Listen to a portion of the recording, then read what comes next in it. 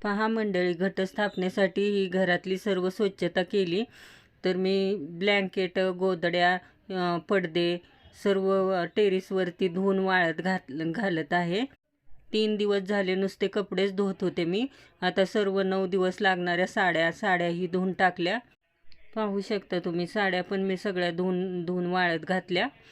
Continue रोजच पाऊस चालू होता, त्यामुळे हा सर्व राडा मला काढताच आला नाही. तर आता 3 दिवस झाले मी नुसते कपडे, नंतर पिण्याच्या पाण्याची भांडी वगैरे सर्व तर आज घटस्थापना आहे. मी हे मंदिर सर्व असे घासून घेतले.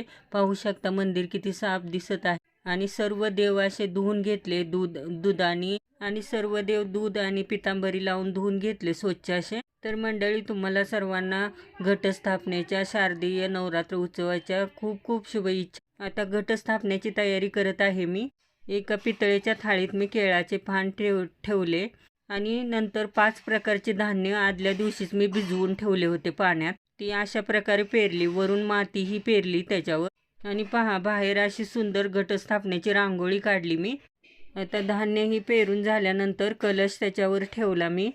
आमची कुलस्वामिनी अंबाजी माता आहे, त्याचेच मी घटस्थापना करत असते. सुंदर अशी पूजा वगैरे मांडून घेतली. नंतर दीप प्रज्वलित केला. देवीची आरती वगैरे करून, नमस्कार करून प्रार्थना केली. आणि पूजा खूप सुंदर दिसत होती. खूप प्रसन्न असं वाटत होते घरात.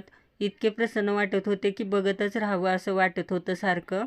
मग नंतर माझ्या मुलीनेही पूजा वगैरे करून नमस्कार केला.